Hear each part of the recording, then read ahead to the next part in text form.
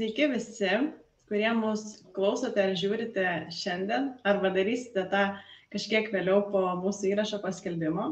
Ir šiandien mes vėl susitinkam mūsų tokioje coachingo pokalbių laidoje kartu su mano kolegėmis Vaida ir Laura. Tai sveikos merginos. Labas. Sveiki, klausytojai dar kartą. Ir mes susitinkam su jumis jau prasidėjus rudeniui, pasibaigus vasarai. Ir įprastai vasara, taip jau asocijuojasi su tokiu masiniu atostogų reiškiniu, sakykime, ar ne? Ir šiandien kalbėsimės būtent tą temą, kasgi yra atostogos, poilsis ir kaip ten vyksta visi reikalai, jeigu mes žiūrime daugiau iš coachingo arba saviugdos, savęs pažinimo pusės. Tai merginos, gal ir pradėkime iš karto nuo klausimo, ar atostogos iš tikrųjų prilygsta ir yra tas pats, kas poilsis, kaip jūs tai matote? Vaida, gal nuo tavęs? Geltona dar su vasaros spalva? Aš dar taip pagalvojau, čia, žinai, ta vasaros spalva, ar jau ta jau į auksinį rudenį einanti spalva. Iš tikrųjų, kai rinkomės tą temą, būtent rinkomės, ar ne, kad, padiskutuoti. Ir man tai nėra tas pats. Man atostogos tai nėra lygų poilsiui. Tai norėtųsi, aišku, visuomenė yra tas toksai susiformavęs požiūris, kad kadangi eini atostogų, tai jau tu pareisi pailsėjęs. Ir iš tikrųjų norėtųsi tą ir padaryti, bet ar visą laiką tai būna, tikrai ne. Ir aš kalbu ne tik iš savo patirties galbūt, bet ir iš savo pažįstamų kolegų patirties, ar ne, tai kaip ir kartu apjungiant visas patirtys. Ir netgi aš pagalvojau, kai mes būdom darbe, ar ne, kai pareina kažnors iš atostogų, tai aš vis tiek eina tas klausimas, tai dabar jau pailsėjai.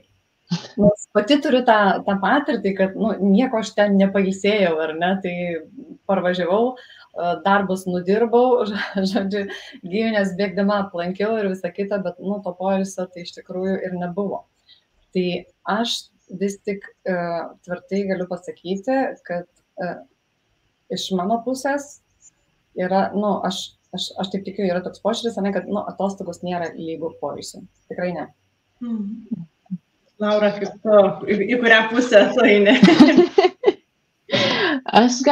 Mano pirma mintis buvo apie tai, kad, žinoma, atostogos tai yra poilsis, toks labai standartizuotas, įprastas pasakymas, nes jeigu, tarkim, ir darbe pasakai, viskas išeinu atostogų, tai dažniausias klausimas, tai kur ten važiuosi ir skrisi ar kažką darysi, ne?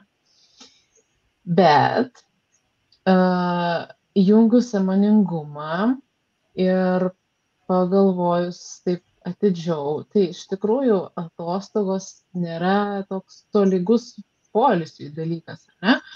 Nes yra ir tos pačios motinystės atostogos ir kartais išeiname tų atostogų ne dėl to, kad kažkur nuskristume ar kažką aplankytume, bet dėl sveikatos problemų, ar ne, dėl kažkokių tai, nežinau, remontų, daržų, kažkokių kitokių reikalų, kurie, galbūt suteikia savotišką poilsį. Ir čia aš dabar galvoju, norėčiau įterpti dar, pasižiūrėjau atostogų apibrėžimą. Yra toksai. Aš įdodama apibrėžime.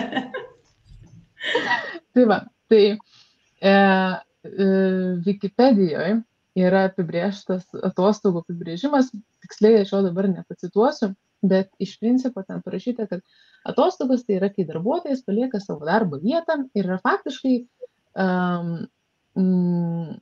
neatsakingas už savo darbą ir, žodžiu, užsiema kažkokia kita veikla. Ir nepasakyta, kad tai yra poilsinė veikla.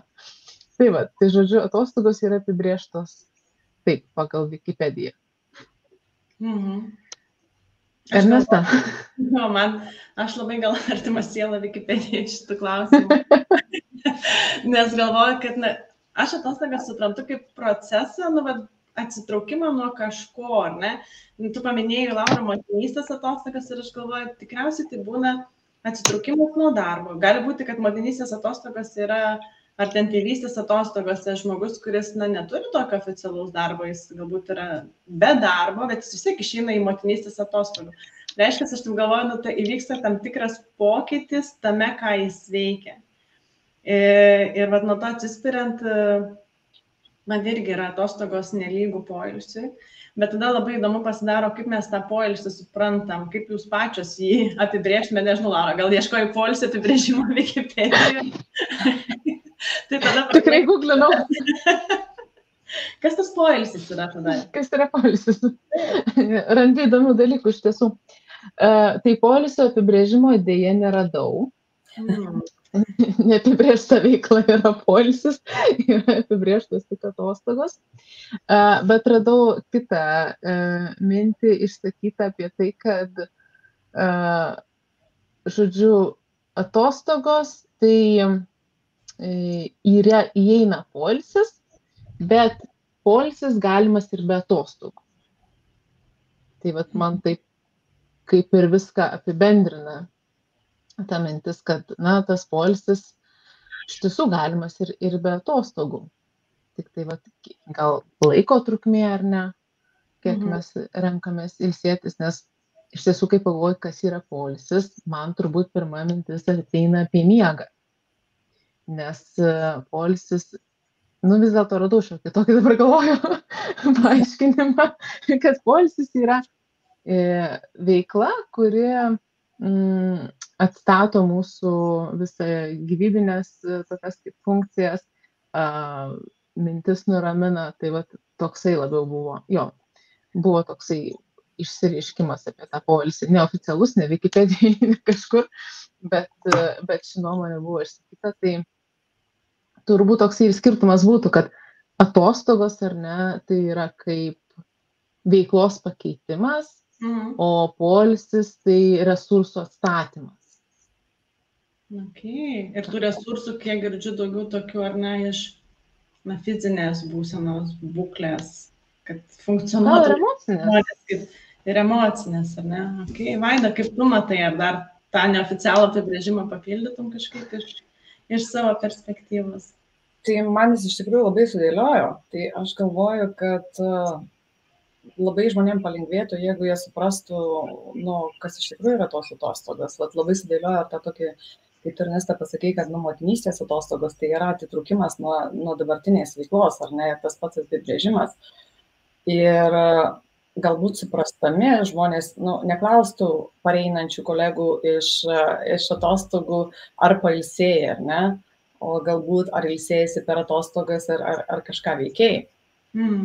Ir labai kažkaip tai surezonavo irgi Lauros. Aš vis galvoju, tai kas yra man tas poilsis, ar ne, netgi pasibrainstorminau pati savo, pasiieškojau ten minčių, kas yra man poilsis, nuo ko aš pailsiu, užsirašinėjau, bet iš tikrųjų tai yra visų pirma miegas.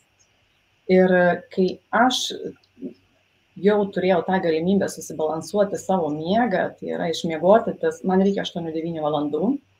Aš nesu trumpamiegė ir aš tikrai galvoju, yra apdovanoti tie žmonės, kuriems užtenka 4 ar 5 valandų per parą, ne? Man jų reikia 8 ar 9. Ir kai aš tai pagaliau padariau, aš pradėjau atrodyti pasilsėjęs, aš pradėjau jaustis pasilsėjęs. Ir būtent nuo tos fizinės ir viskas prasidėjo. Tai ne tik tai fizinė būklė, bet ir emocinė būklė jinai pagerėjo.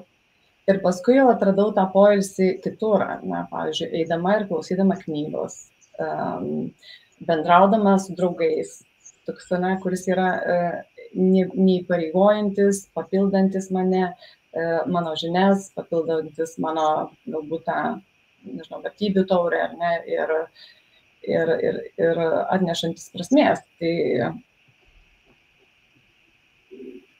Tai gal tiek šitam. Aš klausydama tavęs dabar taip galvoju, kodėl Laura nerado apibrėžimo, kas yra poilsis, nes tikėtina, kad jis yra labai individualus iš to, kad tu išvardinai, yra basic, ne, pramušė anglicizmas, tokie esminiai dalykai, kurie mums būtini kaip žmogui. Tai miegas, mityba ar ne, vandens kiekis. Ir miegas yra tame tarpe galbūt ir poilsis, bet visa kita, iš ko susideda poilsis, tampa labai individualu. Ir čia jau reikia, tokio, sakyčiau, sąmoningo sustojimo ir savo to apibrėžimo įsivardinimo, tai kas man yra poilsis ir kas man padeda pailsėti. Girdėjau, Vaida, dalinaisi savo pavyzdžiais. Laura, iš tavo asmeninės patirties, kaip tu pailsi, kas tau padeda atstatyti, ar ne, jėgas? Aš iš tikrųjų, kai ruošiame šitai laidai ir kalbėjom, ir dabar kalbant, man atėjo toks suvokimas, kad aš iš tikrųjų buvau supainiojus tuos apibrėžimus, nes aš anksčiau sakydavau, kad poilsis tai yra veiklos pakeitimas. Tai mes dabar kaip ir išsiaiškinom, kad atostogos yra veiklos pakeitimas. Žodžiu, kaip man taip įdomiai tos mintis susidėliojo, nes, žodžiu, pasirodo tai, ką įsivaizdavai, realiai vis dėlto yra kitaip, ar ne? Ir aš dabar sakyčiau, kad poilsis tai yra tiesiog resursų atstatymas. Tai resursų atstatymas, man aišku, yra numeris 1, kaip ir minėjau, miegas, tai yra tiesiog nepakeičiamas gyvybės šaltinis. Aš irgi esu ilgamiegė, tai negaliu pasidžiaugti 5 valandų poilsio nepavadinsiu, čia toksai išgyvenimo laikas galbūt. O šiaip daugiau poilsį aš įvardinčiau kaip labai skirtingai, iš tikrųjų, ir priklauso nuo veiklų. Aš labai gerai pailsiu būdama viena namuose. Taip pat ir gamtoj, ar keliaujant. Tai tų poilsio toksai galbūt nėra vieno varianto, ką įvardinčiau visiškų poilsių, išskyrus miegą ir buvimą namuose vienai. Tai va, Ernesta, kaip tavo resursai atsistato? Aš dar galvoju, tai resursai, papasakosiu, kaip atsistato, bet prieš tai dar labai norisi atliepti tai, kad tu įvardinai, kalbėdama apie poilsį ir sąvokų pasiklydimą. Ir aš galvoju, bet jeigu mes pametam sąmoningumą šitoje vietoje, o čia labai lengva, man atrodo, tikrai retai susimąstom, ar čia yra tas pats, tada, žinot, kartais būna situacijos, kai galvoju, tai tiek ilsėjaus, nepailsėjau. Niekas galbūt net ir neklausė, ar ne, bet aš pati savinu būdavo, kad tikrai jaučiuosi nesuprantu, atrodo, ir prie jūros buvau, ir prie ežero buvau, kodėl nepailsėjau. Tai va tas sąmoningas savęs perklausimas, kas man yra poilsis ir kaip aš pailsiu. Ir tiesą sakant, va iš čia to sąmoningumo atėjo viena įžvalga, jinai man pačiai atėjo, kai aš turėjau savo coachingo sesiją, sprendžiusi savo klausimus ir tokia idėja kilo, kad visgi dienoje galbūt reikia net daugiau tų atliktinų darbų savo susirašyti, bet priminti savo, o kur aš šiandien galiu pailsėti. Nes tas pailsėti, sustoti bent 5 minutėm, mano manymu, net ir dirbant, yra būtinas. Ypatingai, jeigu mes norim būti efektyvūs darbe, produktyvūs, išlaikyti fokusą, kai jo reikia, ar ne. Būtina šiek tiek stabtelti net ir dienos metu, net jeigu jūs sėdite ofise ar dirbate iš namų, jokio skirtumo, tiesiog pagalvoti. Tai aš savo tada asmeniškai užsiklijavau tokį lipnų tą lapelį šalia darbo vietos ant sienos, kad su klausimu, kur aš šiandien galiu pailsėti. Ir aš šitas minutės poilsį tada jau įvairiai išnaudoju. Kartais, jeigu, žinai, po myto, po susitikimų su žmonėm, man kaip ir tau tada reikia pabūti vienai, tai tiesiog būna tas 5 minučių, 10 minučių pabuvimas.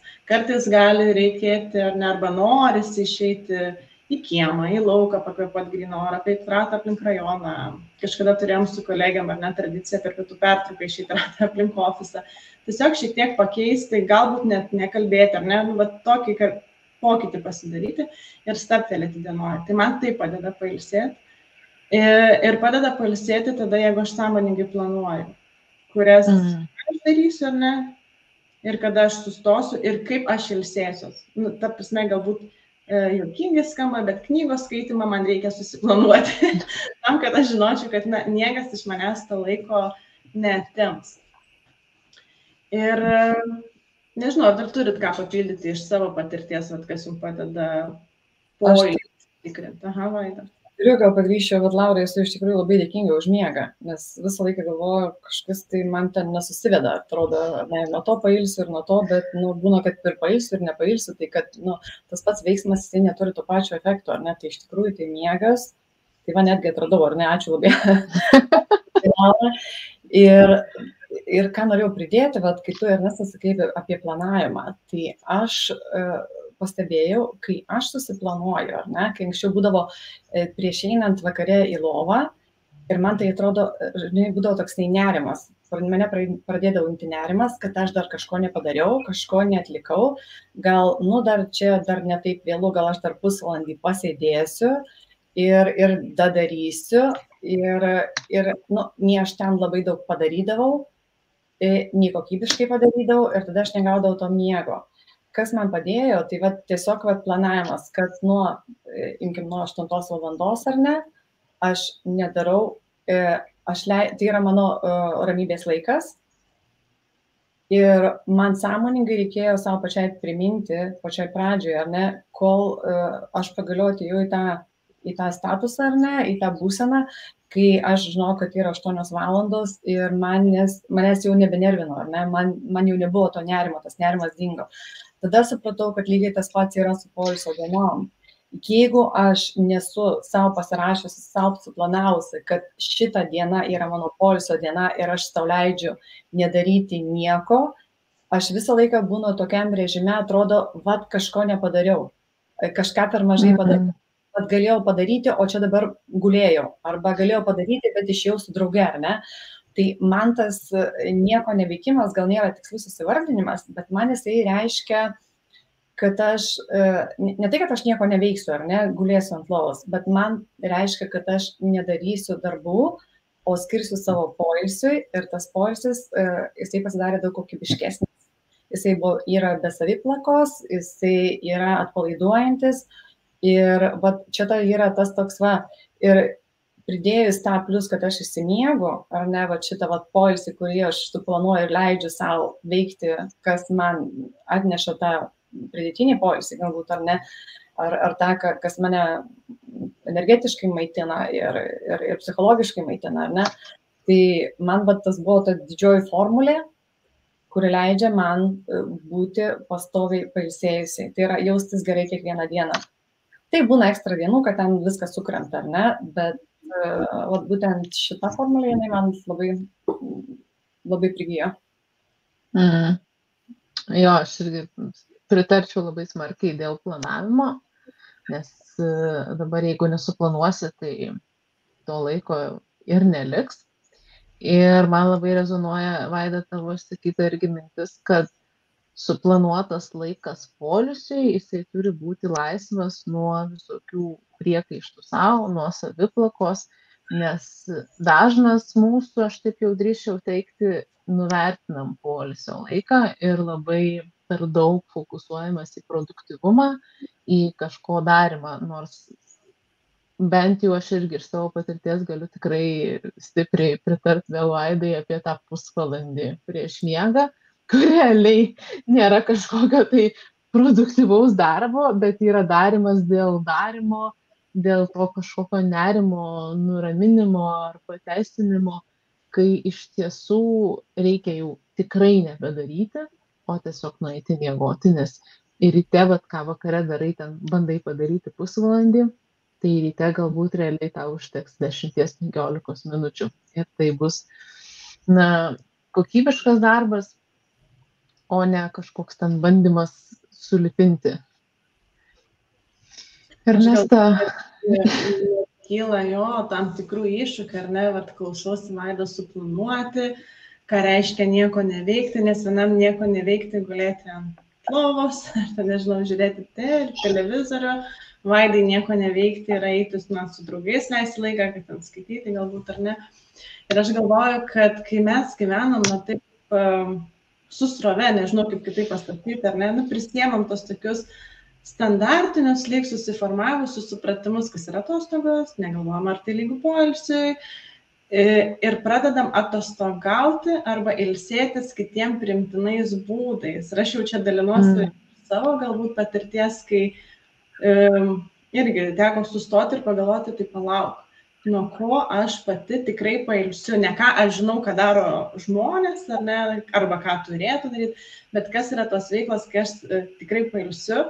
Ir man buvo iššūkis suprasti, nes tokiam užsuktam rate gyvenant, na, sakykime, stereotipiniam, įvyksta tam tikras, gal ir savęs pametimas, ar ne, kai gerai pakapstyti po atmintį, nuo ko galbūt aš pailsėdavau seniau, ar ne, ankstesniuose etapuose, ir pabandyti, ar aš nuo to dabar pailsiu. Nes mano patirtį bent jau keičiasi veiklos, nuo kurių pailsiu. Seniau aš galbūt prieš motinystę, ar tiesiog jaunesnė būdama, pailsėdavau nuo vienų dalykų, dabar jau reikia kad tą poilsį pajausti.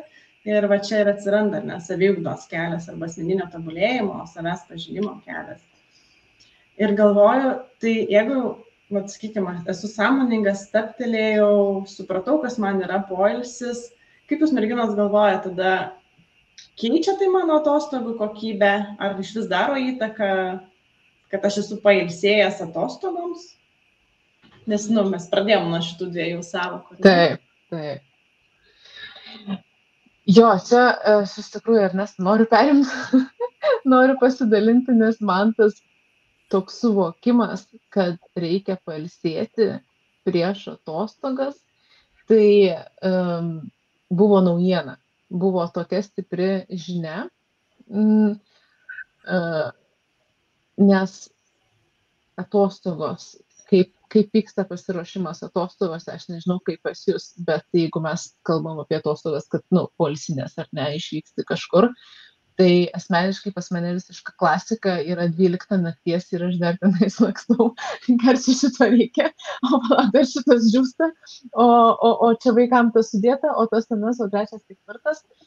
Ir tada rezultate ten priklausomai, ar tai vykstam automobiliu, ar skrendama lėktuvu, bet ten kelių valandų paknapsėjimas ir tada jau čia atvyksti, jau tada vyksti į tą kelionę, dar kažkaip ją reikia ten išdėlioti, išgyventi ir jau tada, kai atvyksti į kažkokią tai jau vietą, jau tada atseit atsidarai lagaminą ir jau poilsis.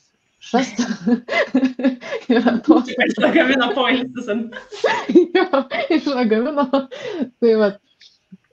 Ir paskui iš tikrųjų, kai grįžti po tokių bėgančių atostogų, ar ne, nors jau tenais galbūt pasikeičia aplinka, kažkokios poilsinės, ar ten jūra ar ežeras, ritmas pasikeičia, bet grįžti vėlgi su ta mintim, kad ar aš čia pailsėjau, ir tada man kyla visada tas toks prisiminimas, kad reikia atostogų po atostogų. Bet ar mums reikia atostogų po atostogų, ar reikia poilsio po atostogų? Ir natūraliai kyla tas klausimas, kurį aš dabar savo iš tikrųjų uždaviau ir sakiau, įsivesiu savo užduotį prieš kitas planuojamas atostogas, paimti dieną ar dvi poilsiui ir pažiūrėti, kaip tada tos atostogos bus. Ar jūs, merginos, pailsit prieš atostogas, ar klasikiniai elgiatės kaip pas mane? Aš tai, žinai, Laura, kažkaip tai žiūriu į tai netgi kitaip, žinai, taip, 2 dienos poilsio tu turėjai omeny prieš atostogas, tai kažkaip planuojant vykti, ar ne? Kažkokį aktyvų poilsį, ar ne, vykti, ar ne? Aš tai žiūriu į tai, kad išlaikyti pailsėjusi kūną, išlikti pailsėjusi per visus metus, kiekvieną dieną, kad netgi tų dienų nereiktų.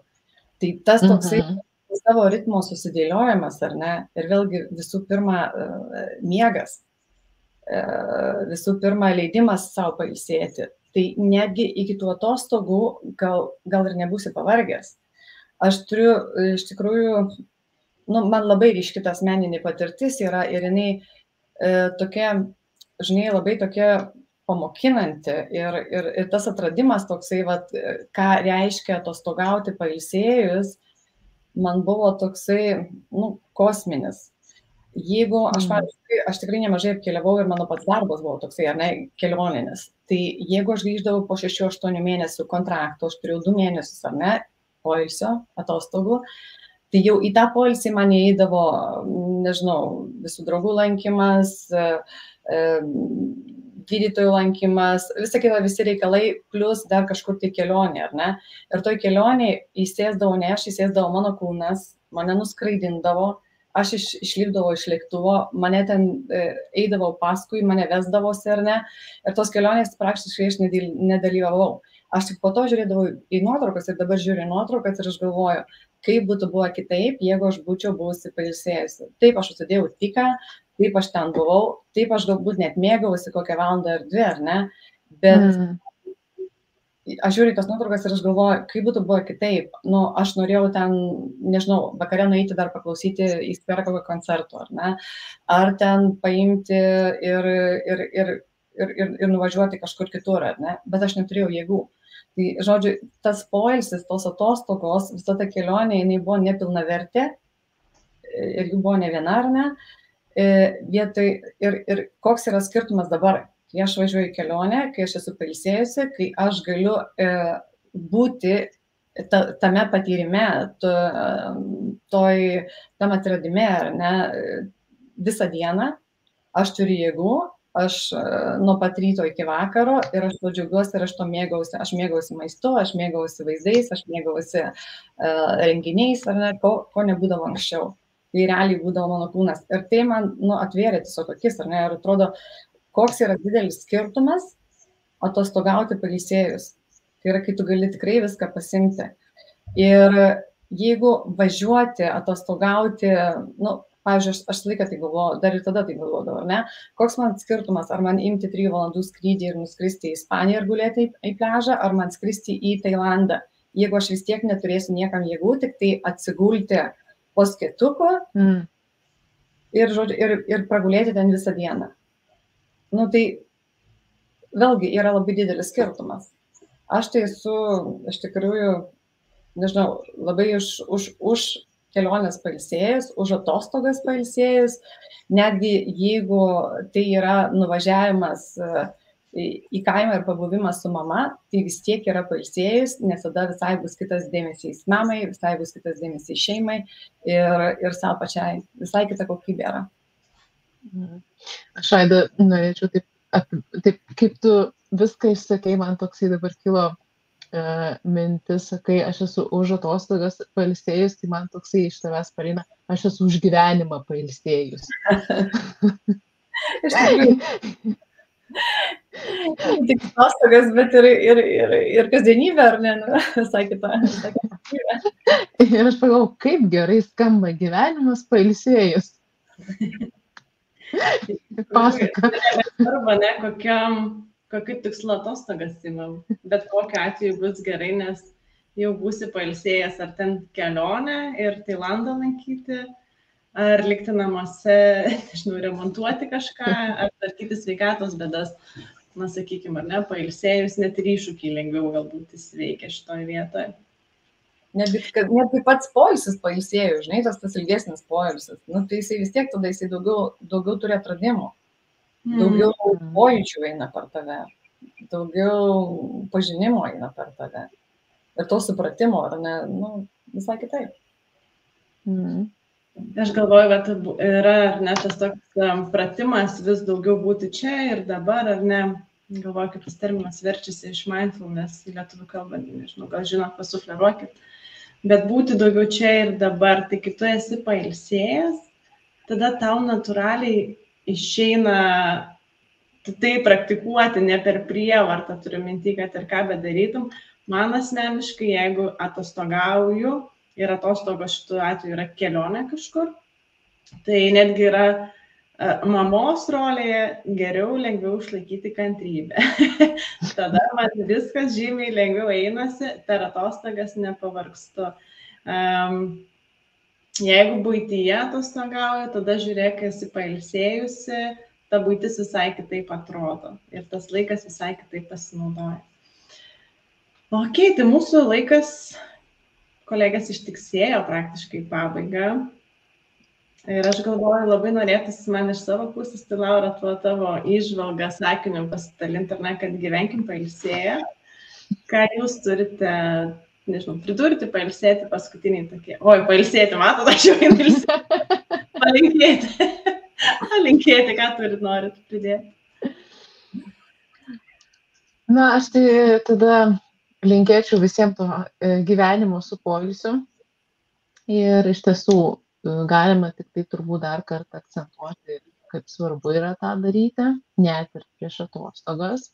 Tai jeigu per gyvenimą nepavyko pailsėti, tai tada reikia gal iš tikrųjų pabandyti praktiškai porą dienų prieš atostogas pailsėti. Tai, manau, būtų toks palinkėjimas. O aš tai labai dėkingai, Laura, už miegą, aš kažkaip tai sakau, ieškojau ir taip ir nesupratau, tada, kai tu pradėjai kalbėti, suvokiau. Tai aš visiems linkiu dalintis ir kalbėti, linkiu tiesiog savo galbūt netgi užsirašyti, pasigilinti, ar ne, kas būtent jums suteikia tą poilsį, kokia yra jūsų poilsio formulė ir gyventi visada pailsėjus. Labai gražus jūsų palinkėjimai. Jeigu atliepsite Vaidos kvietimą, tai drąsiai galite dalintis savo įžvalgom. Nežinau, čia YouTube kanale, ar ne, kaip jūs pailsite, kokie jūsų tips and triksai. Ir pailsėti galima į rudenį, nepaisant to, kad vasara pasibaigė. Tai pailsėkit, mes pailsėsim ir susimatom po 2 savaičių. Iki. Iki.